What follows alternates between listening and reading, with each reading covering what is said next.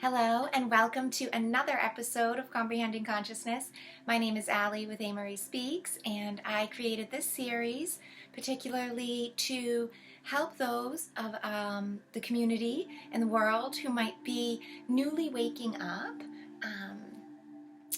to the spiritual world, to your own personal journey, to the conscious community, the New Age, spiritual journey, whatever the case, whatever kind of lens you like to see that in.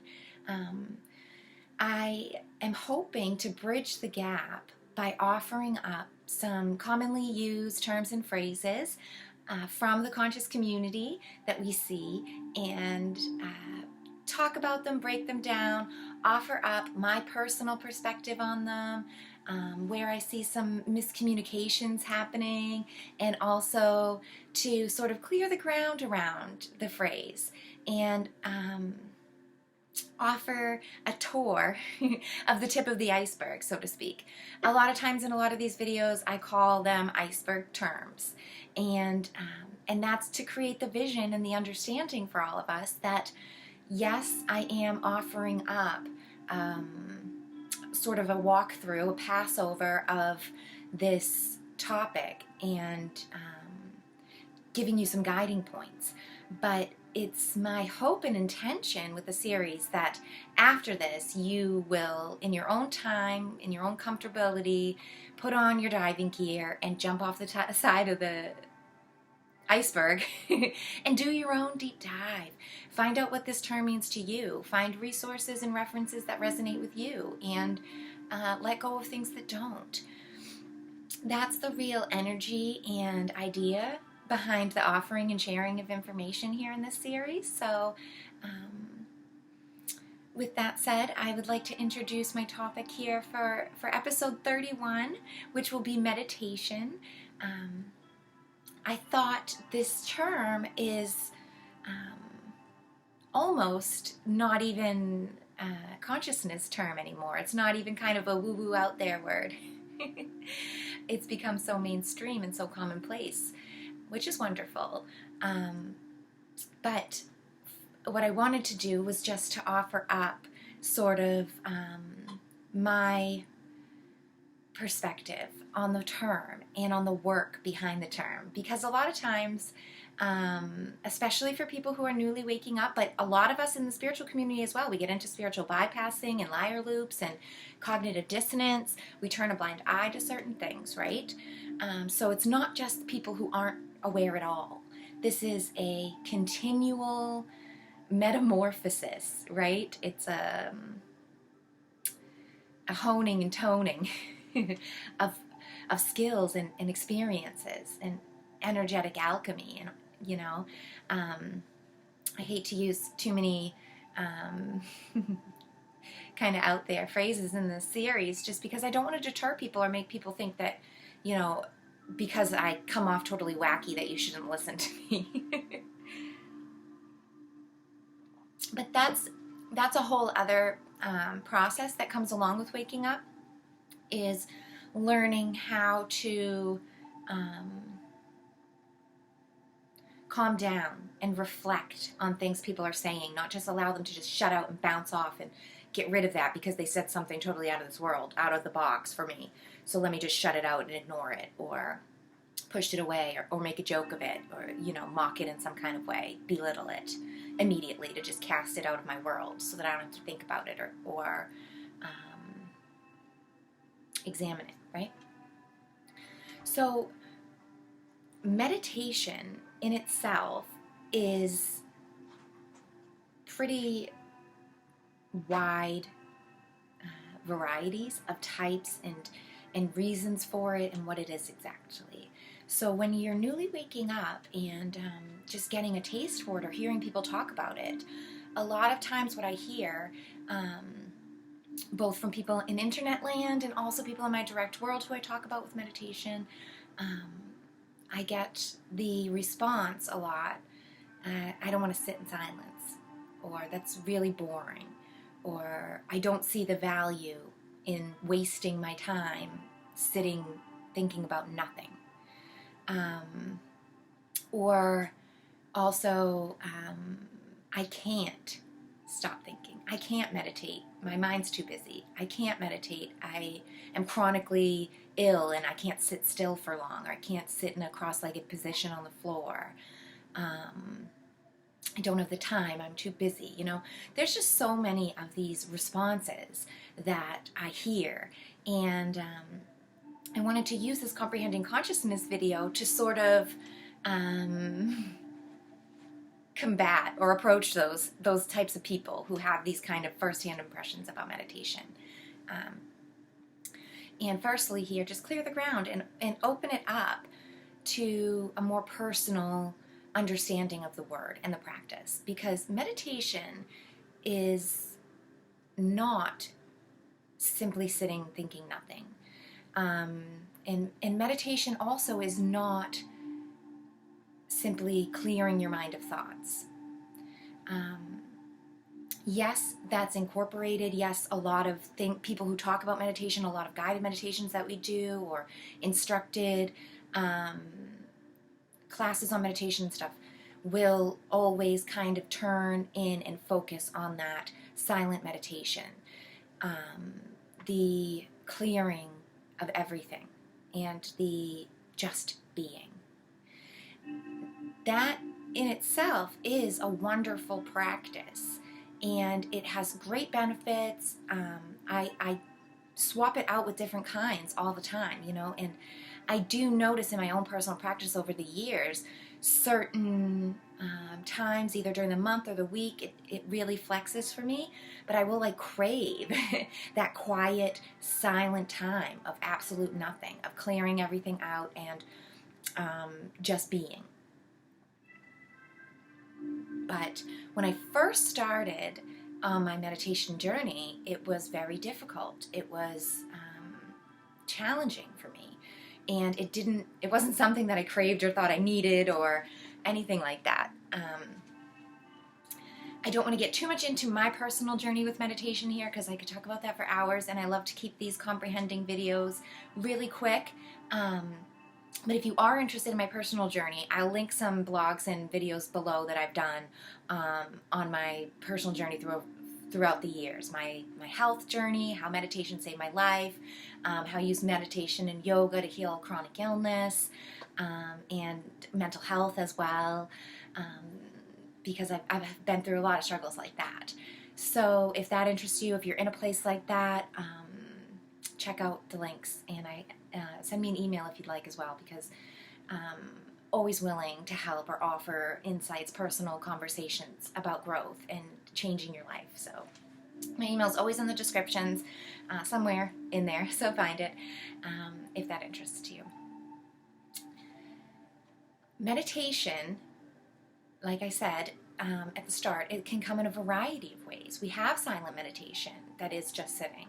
You can do guided meditations. You can lay down. You can sit in a chair. You can sit on a couch. You can put your body in whatever form is comfortable, most comfortable to you. That's the point.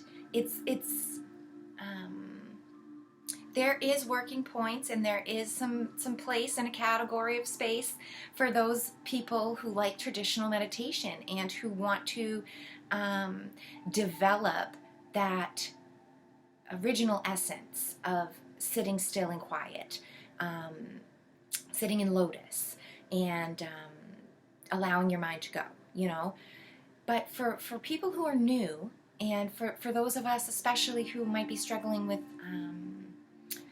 body issues or unhealth or stagnation, sitting in that lotus position can be quite uncomfortable. And I remember, especially when I first started, I really wanted to jam myself into that box and do everything the right way.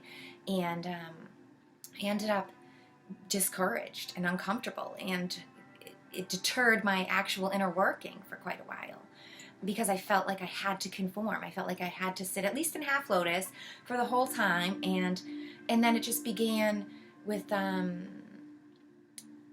listening to the pain in the body and being distracted by that, instead of actually being able to get into a place in your head, and then out of your head and down into your heart center, really, is kind of what the whole practice of meditation really is for.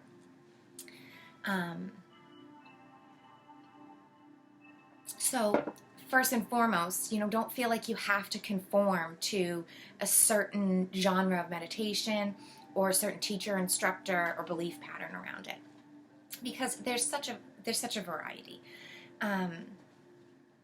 Meditation can be used in a variety of ways as well, for a lot of different things. I hate to say things because it's so vague. But as examples, we use meditation to calm anxiety, stress, frenetic thoughts, unease, unrest, all these kind of hyper, worrisome, negatively aligned kind of energetics that can happen both in the mind and in the body, in the spirit as well, right? It permeates into the spirit. So we can use meditation to calm those things down. Obsessive compulsive thoughts and things like that, I use in my own self, definitely.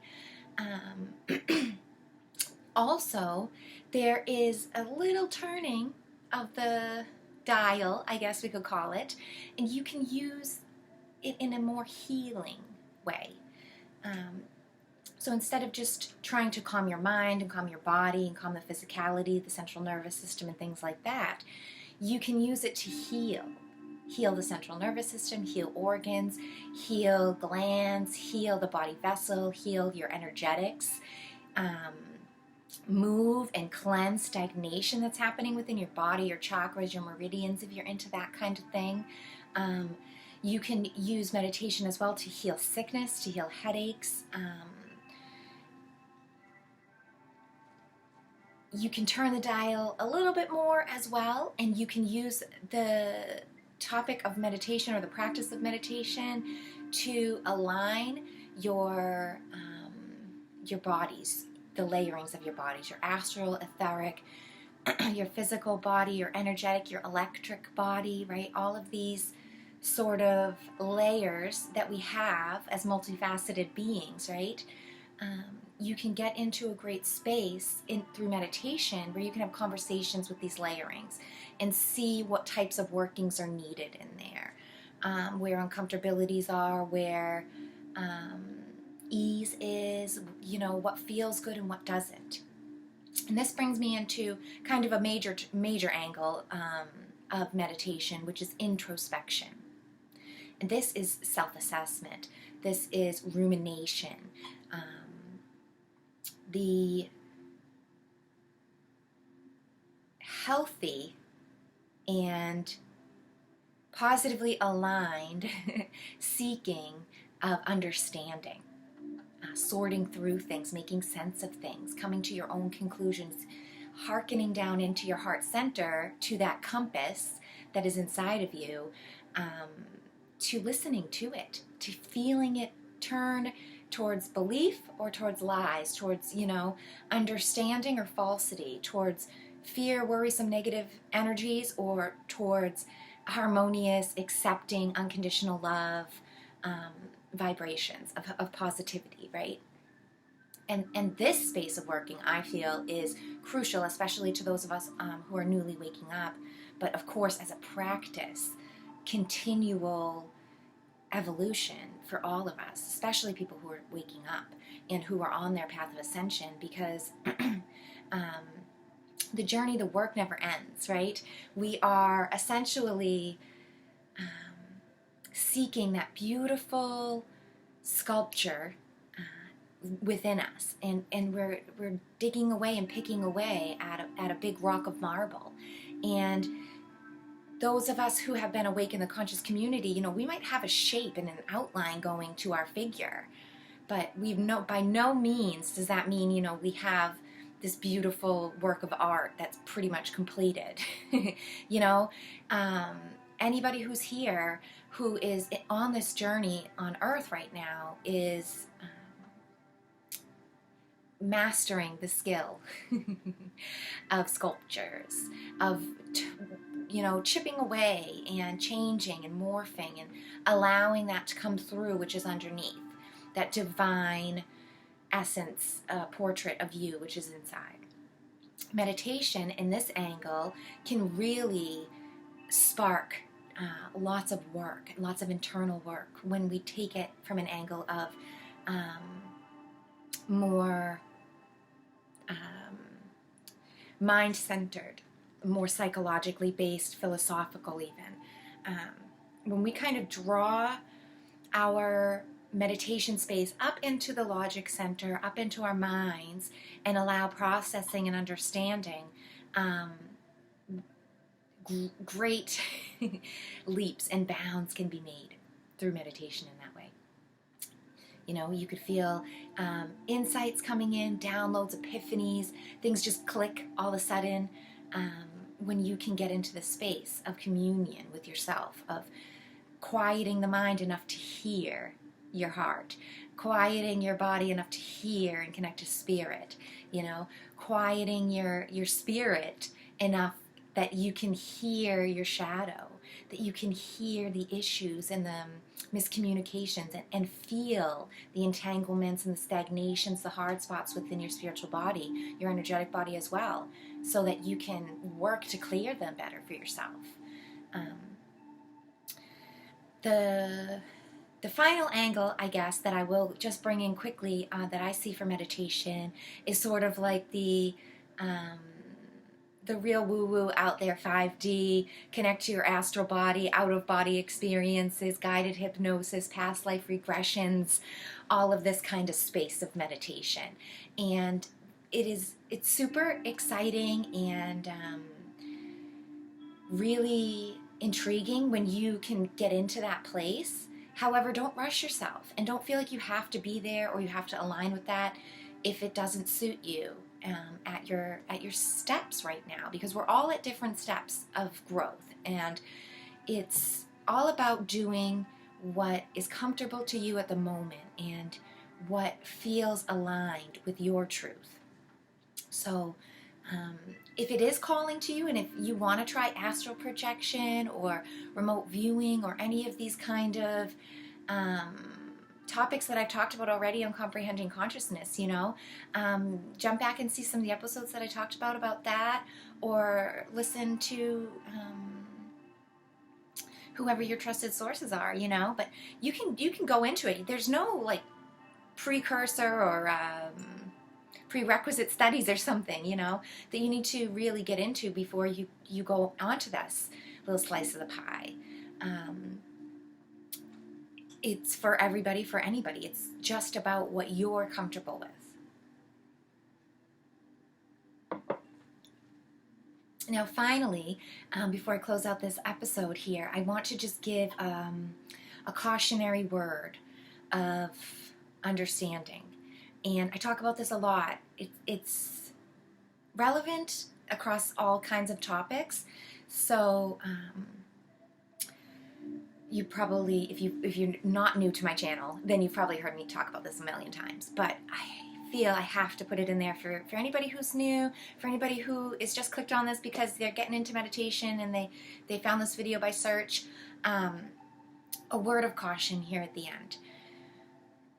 Aligning yourself with your truth and your heart center is, at the end of the day, at the end of the life, at the start, whatever you want to look at it as, that is the crucial foundation for everything, for all transactions here in this place, in this plane. It's what we come here to do, and especially right now, in the progression and the dance that the whole universe is in, and Earth's evolution, and humanity's in general.